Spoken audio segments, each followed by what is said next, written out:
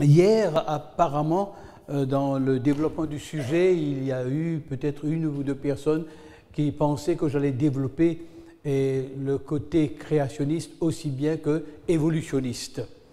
Et de par le fait que j'ai pris seulement 3 auteurs qui ont développé cela, le Big Bang et aussi Teilhard de Chardin, etc. Donc je n'ai pas été au fond de cette partie sur l'évolution.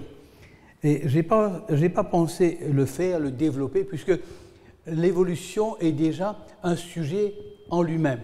Il y a beaucoup à dire sur le côté d'évolution, et c'est pour ça que, étant donné que je suis convaincu de la création, je vous ai présenté ce que la Bible dit, puisque au départ même, dans cette série de causeries, nous avons parlé à la recherche de Christ dans le livre de la Genèse. Donc je me suis restreint à cette discipline, mais peut-être que juste une petite note, la différence entre l'homme de science qui recherche à travers les données et qui arrive à ce concept d'évolution, et nous devons quand même tenir en considération ce que j'avais dit probablement à un certain moment, que Dieu nous donne simplement quelques révélations, puisque c'était avec le peuple d'Israël qui était un peuple esclave, donc il fallait qu'il parle un langage à leur niveau, et que cela ne veut pas dire que nous ne pouvons pas poursuivre nos études dans ces logies, géologie, philosophie et psychologie, etc.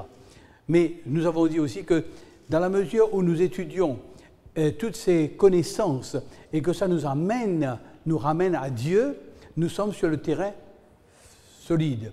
Mais si toutes ces études nous amènent loin de Dieu, nous fait même dire que Dieu n'existe pas, et alors là nous sommes sur le sable mouvant. Mais peut-être une petite chose que je voudrais vous dire, et cela recoupe un petit peu ce que je vais expliquer ce soir, puisque ce soir est un sujet important, capitale importance, dans le contexte de la création. Nous constatons entre le créationnisme et l'évolutionniste, c'est que ceux qui croient dans la création, ils savent qu'il y a d'abord une création, ensuite le péché, et ensuite la souffrance, etc. Tandis que pour l'évolutionniste, il parle d'abord du péché, peut-être pas le mot péché, mais la souffrance, et à partir de ça, bouger.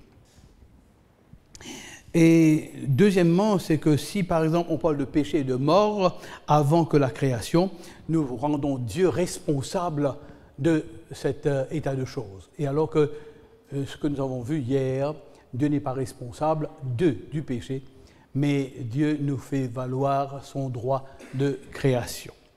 Eh bien, j'espère que ce petit résumé vous aide à comprendre pourquoi je défends la thèse de créationnisme contre l'évolutionniste. Et encore une fois, nous pouvons passer du temps avec l'étude sur l'évolution. Mais là, je n'ai pas le temps. Et vous allez voir que ce soir, j'ai une masse d'informations à donner et nous voulons commencer tout de suite. Le premier texte que je vais mettre sur l'écran, c'est un verset qui est important puisque nous en parlons bien souvent. Et je pourrais même vous poser une question, ce n'est pas pour vous embarrasser, mais n'oublions pas que ma présentation et mon approche, c'est d'aller vers une nouvelle découverte. OK? Et si je vous pose la question, comment s'appelait ce jardin que Dieu a créé, vous allez me dire, on est amis maintenant, n'est-ce pas vrai? Depuis samedi soir, vous pouvez parler. Alors, comment est-ce que généralement l'homme parle de ce jardin? Jardin d'Éden. Mais si nous regardons le texte ne nous dit pas que ce jardin s'appelle Éden. Parce que le texte nous dit, puis l'Éternel Dieu planta un jardin en Éden. Ce qui veut dire que lorsqu'il a créé la terre, il a créé l'Éden. Et de cette création, il va planter un jardin en Éden, du côté de l'Orient, et il y mit l'homme qu'il avait formé. Pour que vous ayez repos d'esprit, nous allons prendre un autre texte pour justifier ça. Dans le verset 10, il dit « Un fleuve sautait d'Éden pour arroser le jardin. » Donc ce jardin n'a pas de nom. Mais bien sûr que dans notre langage courant, nous parlons de jardin d'Éden et on ne fait pas attention que le jardin ne s'appelait pas Éden. C'est comme Roland-Garros de La Réunion. Roland-Garros n'est pas La Réunion, n'est-ce pas? Se trouve à La Réunion, l'aéroport de La Réunion. D'ailleurs, Roland-Garros, on a fêté ses 100e anniversaire, la traversée, etc. Donc, nous devrions bien comprendre au terme technique que le jardin ne s'appelle pas Éden. Est-ce qu'on est sur la même page? OK, c'est en Éden. Il plante un jardin en Éden.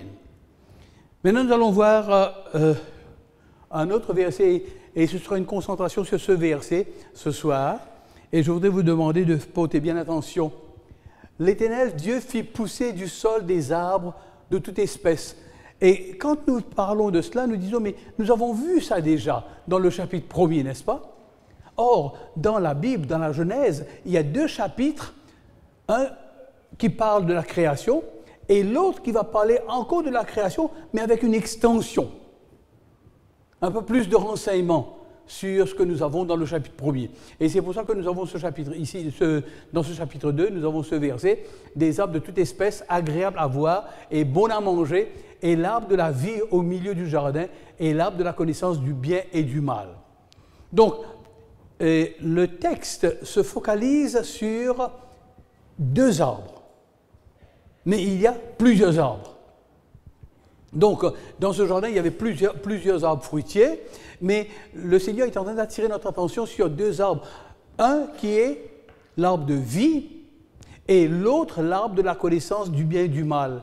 Et qu'est-ce que c'est cet arbre de la connaissance du bien et du mal? C'est que tout simplement, Dieu, en créant l'univers, en créant notre monde, ne peut laisser Satan en dehors de ça, puisque Satan existait avant la création de notre terre. Et c'est pour cela que Dieu est en train de dire à Adam et Ève, attention, le mal est en gestation. Le mal est là. Mais je vous laisse le libre arbitre pour choisir. Et nous allons voir l'autre texte qui va venir après, pour montrer que, voilà, il crée ces 2 arbres. Et en créant ces arbres fruitiers, c'était une promesse que Dieu va faire, et aussi une mise en garde. Et le Seigneur dit, vous avez tout à manger, tout est à vous. Vous pouvez prendre tout ce que vous voulez. Maintenant, nous allons voir l'autre texte qui montre ce que l'Éternel va faire. L'Éternel Dieu prit l'homme et le plaça dans le jardin d'Éden pour le cultiver et pour le garder. Donc, le premier travail Adam, ce n'était pas d'être médecin, mais d'être jardinier. C'est un travail noble d'ailleurs.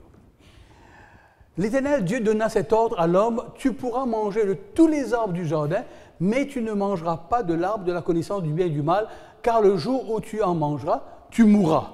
Alors là, nous allons développer un peu cela, puisque c'est très important que Dieu donne un ordre. Il dit, vous pouvez manger de tous les arbres, mais ça, vous ne touchez pas. Mais vous avez remarqué que dans la Bible, Dieu ne donne pas la raison pour laquelle il dit de ne pas manger.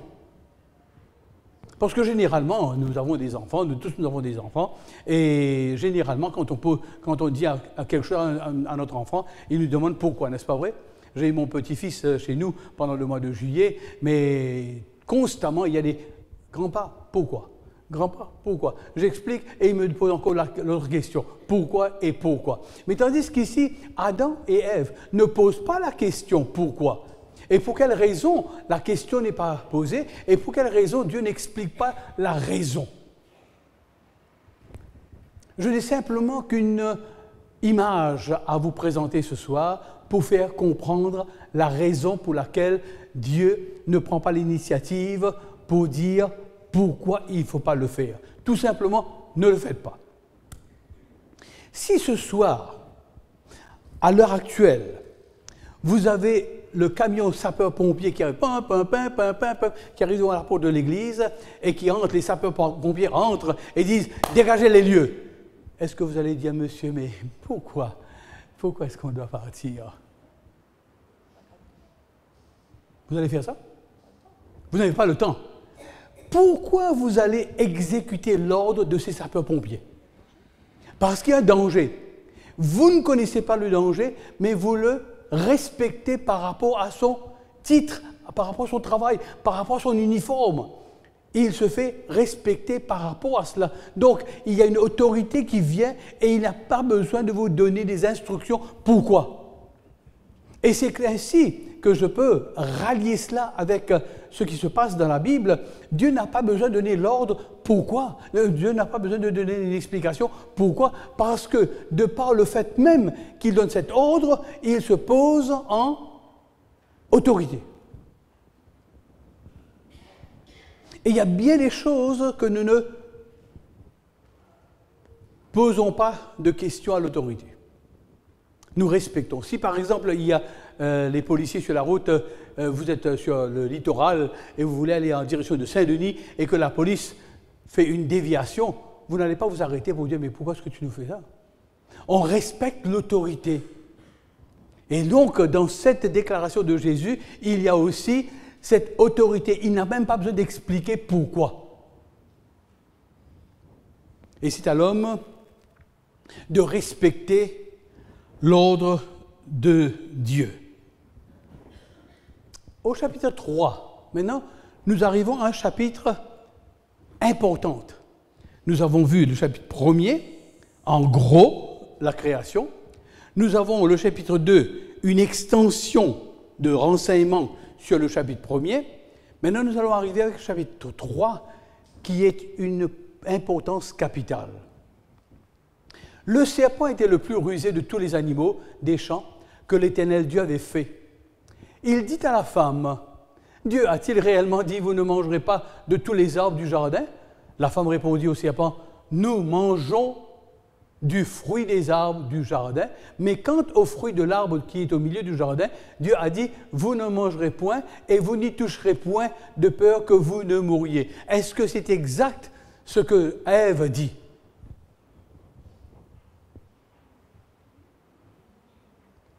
J'entends un petit, comme une souris. Oui, mais est-ce que c'est exact ce que Satan demande? Est-ce que c'est exact ce que Ève répond? Pas de problème. Nous sommes là, si on fait une erreur, on va se corriger, d'accord? Est-ce que c'est exact ce que Dieu a dit? Il y a une erreur. Satan est exact quand il pose la question. Mais quand Ève répond, elle dit, nous ne mangerons pas, nous n'y toucherons même pas. Où est-ce qu'elle a eu cette idée-là? Eh bien, dans mon imagination, et là ce n'est pas la Bible, hein, c'est mon imagination, et je vous livre cette imagination pour ce que ça vaut. À qui Dieu a donné en premier cet ordre, vous ne mangerez pas de cet arbre? À Adam. Et qu'est-ce que Adam a dû faire par la suite lorsque Miss Ève surgit? Il a dû expliquer à Ève. Et j'imagine que Adam, en parlant à Ève, lui dit, écoute, ma chérie, ma bien-aimée, tu vois de tous les arbres qu'il y a dans le jardin, on peut manger de tous les arbres, mais celui-là, ce fruit, eh bien, il ne faut pas manger. Est-ce que tu m'entends là? Est-ce que tu comprends? Tu ne touches même pas à cela. Ça, c'est mon imagination. Et c'est pour ça que Ève dit, cet arbre, on ne mange pas, et on ne touche même pas à cela. Et ensuite, nous connaissons le reste, comment Ève va prendre de ce fruit, et comment elle va donner à son mari, et qu'est-ce qui va se passer par la suite? C'est une désobéissance. Et la désobéissance est un péché. Si vous voulez définir le mot péché, c'est le mot que nous pouvons utiliser dans le contexte de la Genèse, c'est une désobéissance. Nous pouvons dire à nos enfants, quand ils nous désobéissent, mais là tu as péché contre moi, parce que je t'ai donné un ordre et tu n'as pas respecté cela. Donc voilà, le péché, c'est la désobéissance à l'ordre de Dieu, dans toutes ses dimensions. Et jusqu'aujourd'hui, nous avons des ordres que Dieu donne, et nous avons la possibilité de respecter ou de refuser. Dieu va parler à Adam, et Adam va utiliser un mécanisme de défense. Et jusqu'aujourd'hui, nous avons ce mécanisme en nous. Lorsque Dieu va dire à Adam, « Pourquoi tu fais cela ?» Moi, pas moi, c'est elle. C'est très facile de mettre le ton sur l'autre. Et dans un sens, c'était vrai, parce que c'est Ève qui a donné le fruit. Alors Dieu se tourne vers Ève et il dit, « Mais pourquoi tu fais cela ?» Non, non, non, non, ça c'est le serpent.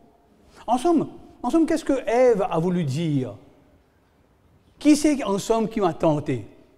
Ce n'est pas le serpent, mais c'est celui qui a créé ce serpent-là, donc c'est toi. Et aujourd'hui, les philosophes arrivent à cette conclusion que c'est Dieu qui a introduit le péché dans le monde.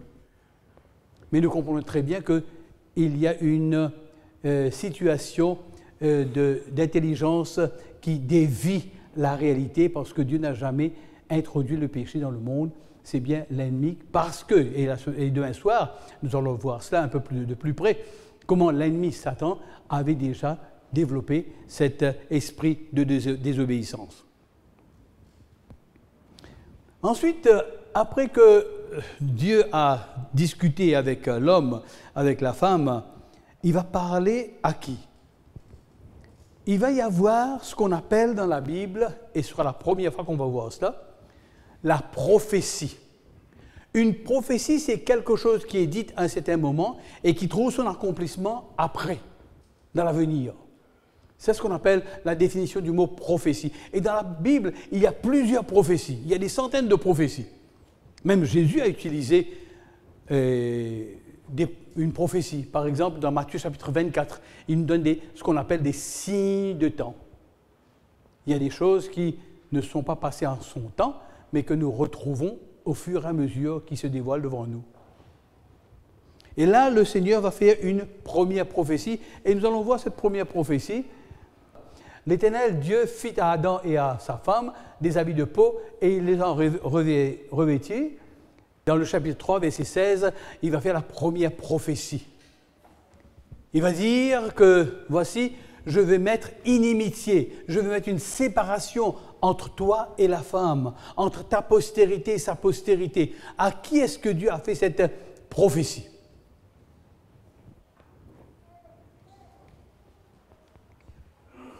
Bien souvent, j'ai entendu cette remarque que Dieu fait cette prophétie à Adam et Ève.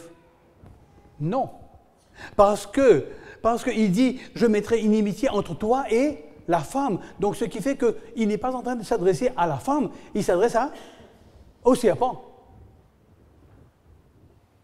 Je mettrai inimitié entre toi et ta femme, entre ta postérité et sa postérité. Ce qui veut dire que ce sera quelqu'un qui va venir de la femme qui va faire cette séparation, qui va te combattre. À partir de ce moment où Dieu fait cette déclaration, il déclare la guerre à Satan. À partir de ce moment. Maintenant, Satan a deux caractéristiques, deux qualités. Une de ces deux qualités, c'est qu'il écoute bien et deuxièmement, il observe. Et de là, je vais tirer une conclusion. Est-ce que Satan peut lire vos pensées? Impossible. Il n'a pas ce pouvoir de lire votre pensée. Mais est-ce qu'il peut deviner votre pensée? Comment est-ce qu'il peut deviner votre pensée? En observant ce que vous faites. En observant votre attitude. En observant ce que vous aimez, ce que vous regardez. Et il est un grand observateur. Et lorsque Satan entend qu'il va y avoir une guerre entre Dieu et lui, et que ce sera la descendance d'Ève. Et j'utilise toujours un mot en anglais que je trouve très fort et que j'aime vraiment pour postérité. J'utilise en anglais, il y a le mot seed, la semence. Et plusieurs fois, je vais utiliser le mot seed pour vous. Est-ce qu'on peut être d'accord là-dessus? Seed, c'est la postérité. Bon. Donc, Dieu dit que c'est le seed, la postérité de la femme. Ce n'est pas la femme qui va te combattre, mais ce sera sa postérité. Très bien. Alors, Satan, observateur comme tout, attend venir cette postérité pour savoir qui va le combattre. Lorsqu'il voit le premier enfant, je n'ai pas le texte pour vous ici, mais lorsque, après le péché, Adam et Ève vont concevoir un enfant, lorsque Ève va mettre un enfant au monde, que dit Satan? Puisque Dieu a fini de dire « Je mettrai une inimitié entre toi et la femme, entre sa postérité et ta postérité ». Qu'est-ce qu'il attend? Il voit Caïn venir, il voit Caïn naître. Qu'est-ce qu'il dit? C'est la postérité. Et lorsque Satan voit Caïn venir et que c'est la postérité que Dieu a promis, selon lui, qu'est-ce qu'il va faire d'après vous? Il va se préparer pour la bataille et il voudrait maintenant combattre Caïn. Parce que quand Dieu a déclaré la guerre, il n'accepte pas qu'il va être vaincu. Il voudrait être vainqueur. Et c'est pour cela qu'il regarde, il observe ce petit bout de chou qui monte là, qui grandit. Il va voir maintenant ce Caïn qui est son adversaire. Mais au fur et à mesure, lorsque vous lisez le chapitre 3 de la Genèse, vous découvrez que Satan découvre quelque chose dans cet homme Caïn, puisqu'il va y avoir, et il pensait que ce seed, cette postérité, c'est Caïn, mais voilà que pendant qu'il faisait des plans contre Caïn, qu'est-ce qui se passe? Un autre enfant va naître, et l'autre enfant c'est Abel. C'est la confusion totale chez Satan. Qui c'est qui est la postérité là? Caïn ou Abel? Et c'est comme ça qu'il va observer les deux. Il va suivre le développement des deux et qu'il va découvrir qui est vraiment la postérité. Parce que n'oublions pas, rappelons-nous encore de cela, que pour lui, son objectif, c'est de détruire son adversaire. L'adversaire que Dieu a établi une semence, c'est-à-dire un seed, ok? Et alors donc, il est en train d'observer, et lorsqu'il observe, qu'est-ce qu'il découvre? Il voit deux. Mais il ne peut pas y avoir deux postérités. Il y a une seule postérité selon la grammaire, selon ce que le Seigneur a dit. Cette postérité, une postérité, pas plusieurs. Qu'est-ce que vous pensez qu'il va faire, qu'il voudrait faire? Détruire.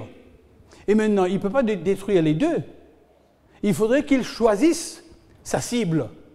Il faudrait qu'il choisisse le seed, la postérité. Et comment il va faire cela? Il va observer. Et lorsqu'il va observer, il va constater quelque chose d'extraordinaire qui va se passer. Papa Adam, maman Ève ont donné des instructions aux enfants, Caïn et Abel, d'offrir des sacrifices. Parce que tout à l'heure, nous allons voir le texte qui va venir, d'offrir des sacrifices. Et que fera Adam et Ève? Est-ce qu'ils vont offrir des sacrifices, eux? Oui. Et que fera Caïn et Abel? Est-ce qu'eux aussi vont offrir des sacrifices? Oui.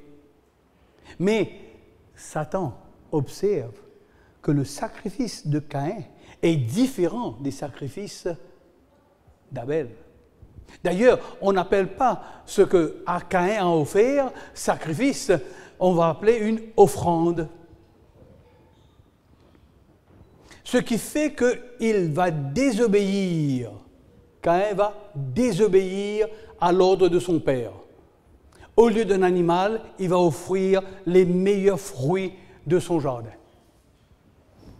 Tout de suite, Satan observe et dit, il n'est pas la postérité. Il peut être le premier fils, mais il n'est pas la postérité. Ce sera Abel.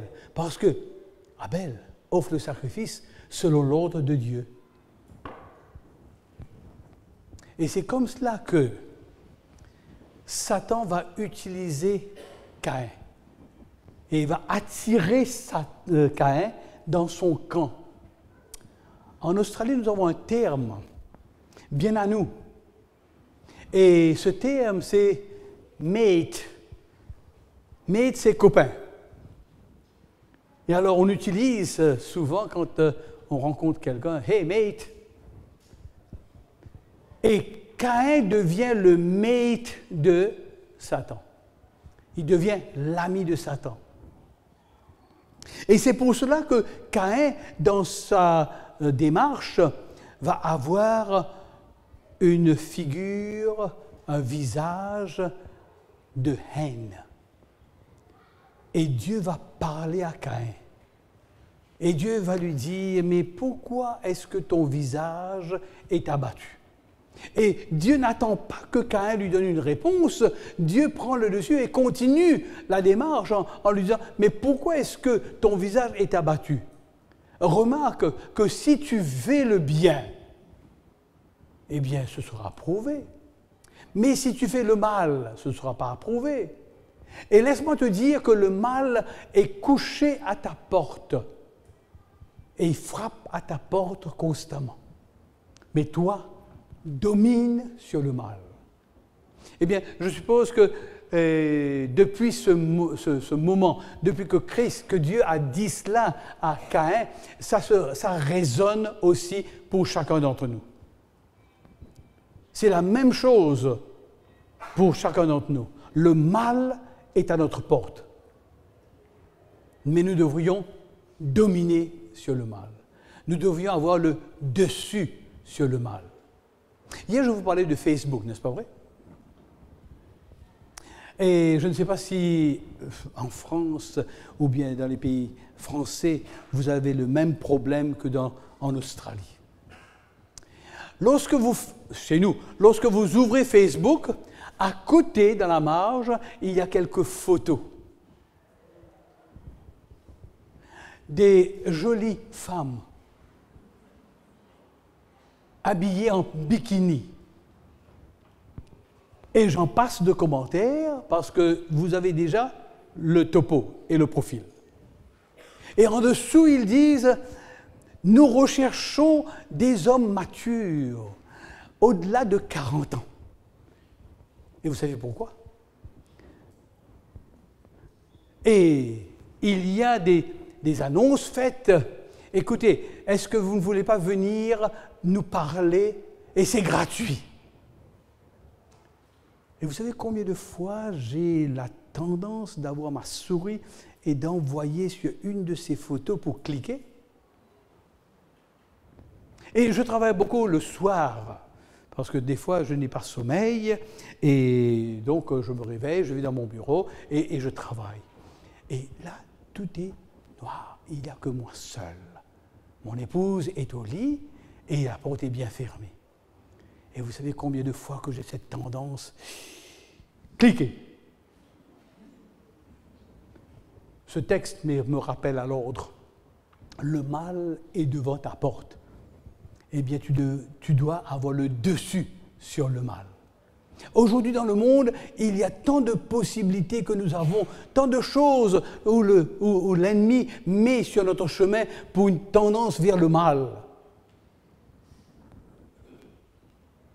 Et vous connaissez, comme moi, ou peut-être même plus que moi, ce qui se passe dans le monde d'aujourd'hui. Et moi, je pensais que seulement à Melbourne, chaque soir, il y a des crimes. Je pensais comme cela. À ma grande surprise, j'arrive sur l'île Maurice et déjà dans l'avion, j'ouvre un journal et il y a crime, vol, viol. Et puis je me suis dit, mais la Réunion est protégée parce que la Réunion est sous la France. Donc respectable, respectueux, n'est-ce pas vrai? Dois-je continuer? Aujourd'hui, il y a des jeunes, par exemple, vous avez entendu parler de ces 3 jeunes à Oklahoma qui prennent un pistolet. L'âge de l'enfant, c'est 17 ans, 16 ans et 15 ans. Il prend le pistolet, il tire dans le dos d'un Australien qui était à Oklahoma, qui faisait sa marche. Et quand on interroge ces jeunes-là, ils disent « Nous avions un peu marre de la vie. We are bored. Nous sommes fatigués de la vie. Il y a quelque chose de plus intéressant que nous cherchons. Et plus intéressant, bang, l'homme est fini. » C'est un athlète. Sa carrière se termine là. Vous avez entendu parler de cette école d'enfants où il y a quelqu'un qui vient avec une mitraillette, balaye la vie de ces innocents. Ça, c'est notre monde où nous vivons. C'est ce monde qui suit cette tendance de Caïn. C'est-à-dire ceux qui désobéissent au principe de Dieu. Parce que pourquoi est-ce que quelqu'un doit tuer à bout portant alors qu'il y a une loi qui dit « tu ne tueras point ». Et lorsque je présente des enfants à l'église, parce que chez nous, il n'y a pas de baptême, mais il y a une présentation d'enfants, baptême d'enfants, mais présentation d'enfants. Et à chaque fois que j'ai une présentation d'enfants, je plaide, je demande aux parents et aux grands-parents de faire un effort, de choisir les cadeaux. Et bien souvent, les parents ou les grands-parents pouvaient plaisir, donner un petit pistolet à l'enfant. Et qu'est-ce qu'on est en train de planter? Quelle semence qu'on est en train de mettre dans la pensée de ces enfants-là? Tuer. Aujourd'hui, le monde est devenu un terrain fragile et on a peur de sortir le soir. On m'a mis en garde dans un endroit et je dois aller à El Salvador pour faire cette série de conférences, mais pas en 6 jours, mais en 2 semaines. Et on a déjà prévu. El Salvador, tu vas aller en El Salvador? Hey, 2 semaines. Il faut faire attention. Hein. Il faut que tu aies un garde de corps avec toi. Je lui dis, mais pourquoi? Parce qu'il tue à bout portant. Le monde est fragile maintenant. Et tous les hommes politiques désirent chercher un moyen pour résoudre ce problème. Mais de plus en plus, il y a une recrudescence de viols, de vols, de tueries. Le mal est couché à ta porte. Et toi, domine sur lui. Et cette prophétie de Dieu, en train de montrer que tout n'est pas perdu, il y a espoir. Et l'espoir, c'est à travers cette personne qui va venir, cet être qui va venir et qui va écraser la tête du serpent. Ce même serpent qui a tenté Ève, eh bien ce serpent, derrière ce serpent, Satan va être écrasé. Et un de ces soirs, nous allons voir comment cette tête va être écrasée. C'est une promesse. Et nous pouvons vivre dans cette espérance que les choses ne vont pas continuer vitam aeternam dans cette même teneur. Il va y avoir un changement par rapport à cette première prophétie.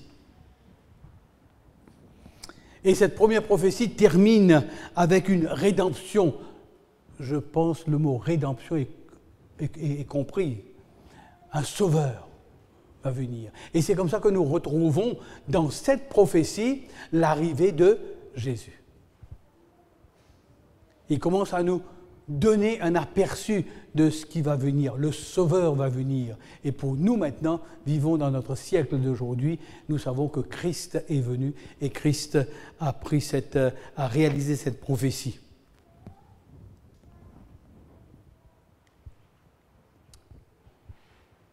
Ah, le texte est là. Et maintenant, nous continuons. L'Éternel Dieu fit à Adam et à sa femme des habits de peau, et il les a revêtus. Et il faut tenir en considération que lorsqu'ils ont péché, il va y avoir une situation, ils découvrent qu'ils sont nus. Qu'est-ce que ça veut dire être nu? Est-ce qu'ils n'étaient pas nus avant? Est-ce que c'est le péché qui va le rendre nus? Mais qu'est-ce qui s'est passé avant le péché? Est-ce qu'ils avaient des habits? Est-ce qu'on leur a enlevé ces habits pour qu'ils soient nus? Oui. Oui. Il y a une situation qui s'installe. C'est que lorsque Dieu a créé Adam et Ève, il leur a donné une robe pour les couvrir, une robe qu'on appelle une robe de justice. Il était recouvert de cette gloire de Dieu. Parce que n'oublions pas le texte qui dit que Dieu fit Adam et Ève selon sa ressemblance. Et là, Dieu va faire quelque chose de spécial, puisque Adam et Ève, après avoir constaté qu'ils étaient nus, va cueillir des feuilles de figues et va natter ces feuilles de figues, ils vont se couvrir. Et Dieu fera quelque chose de plus important et de plus durable. Il va donner un habit en peau. Mais pour pouvoir avoir un habit de peau, qu'est-ce qu'il faut qu'il fasse? Il doit tuer. Il doit tuer un animal, n'est-ce pas? Et quel animal qu'il va tuer? Une brebis ou un agneau. Et lorsqu'il tue cet animal, il y a tellement de résonance dans le cœur d'Adam et d'Ève. Parce que si nous analysons le monde animal, quel est cet animal qui est toujours doux et qui est toujours auprès de l'homme? C'est l'agneau, c'est le mouton. Et c'est comme s'il dirait que ce mouton reste attaché à l'homme, marche avec l'homme. Je ne sais pas si vous avez eu l'occasion de voir des troupeaux de moutons, mais j'ai eu cette occasion d'aller en Israël et de voir ces moutons avec leurs bergers. Ils sont côte à côte. Et d'ailleurs, il y a un psaume 23, qui nous parle de cela, qui nous donne cette image d'association. Et alors, lorsque Dieu va tuer cet animal, quel effet que ça aura sur Adam et Ève qui vont voir pour la première fois le sang couler? Est-ce qu'ils sont contents parce qu'on va faire un bon barbecue? Ils sont dans la tristesse. Plongés dans une tristesse énorme. Il faut tuer un animal pour nous couvrir. Et cette couverture, ce linge, ce sera un linge qui va durer contre vents et marées. Et donc Dieu intervient et donne une leçon en montrant que cette postérité va vous donner la possibilité de vous couvrir de votre nudité, de faute.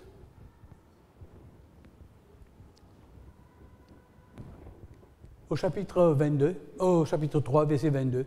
« Et l'Éternel Dieu le chassa du jardin d'Éden pour qu'il cultivât la terre d'où il avait été pris. » Méchant Dieu. D'accord? Dieu a créé un jardin. Il a placé ce jardin en Éden et il a placé l'homme dans le jardin, dans sa maison, et maintenant il va le retirer de sa maison. N'est pas méchant Dieu? Pour quelle raison? Il est obligé de le faire. Pour quelle raison? C'est parce que s'il n'avait pas retiré Adam et Ève du jardin, il avait laissé Adam dans le jardin, qu'est-ce que Adam et Ève auraient pu faire? N'oublions pas que quand il a créé ce jardin, il a mis des arbres de toute espèce et il a mis aussi un arbre de la connaissance du bien et du mal et un arbre de vie. Pourquoi un arbre de vie? Pour que Adam continue à vivre en mangeant ce fruit de l'arbre de vie. Et si Dieu n'avait pas chassé Adam et Ève du jardin dans son amour, eh bien, il aurait mangé l'arbre de la vie et il serait resté dans le péché éternellement et il aurait traîné le péché comme un boulet derrière lui et même pas Dieu aurait pu faire quelque chose. Donc, ce qui nous semble être pas bien, mais Dieu est en train de nous montrer combien dans son amour il permet cela pour donner la possibilité à Adam de vivre cette expérience de la postérité qui va venir.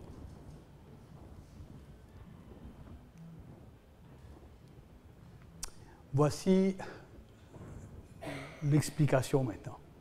Voici, l'Éternel dit, voici l'homme est devenu comme l'un de nous pour la connaissance du bien et du mal. Empêchons-le maintenant d'avancer sa main, de prendre de l'arbre de vie, d'en manger et de vivre éternellement. Voilà ce que j'avais expliqué et donné dans le texte. Dieu, dans son grand amour, nous donne la possibilité de vivre éternellement. Et c'est là la grâce que nous avons. Et pour que nous puissions vivre éternellement, il faut que quelqu'un meure. Et demain soir, nous allons entrer un peu dans le détail. Et demain soir, nous allons essayer de comprendre beaucoup plus sur cet esprit, sur cet état de choses, puisque c'est si important pour nous de comprendre, puisque nous vivons dans cette ère de péché et nous voulons marcher vers cette espérance de la vie éternelle. Gloire soit à Dieu qu'il a fait cette promesse et que cette promesse s'est réalisée en Jésus. Et demain, nous allons voir un peu plus en détail quelques textes à ce sujet. Merci pour votre attention.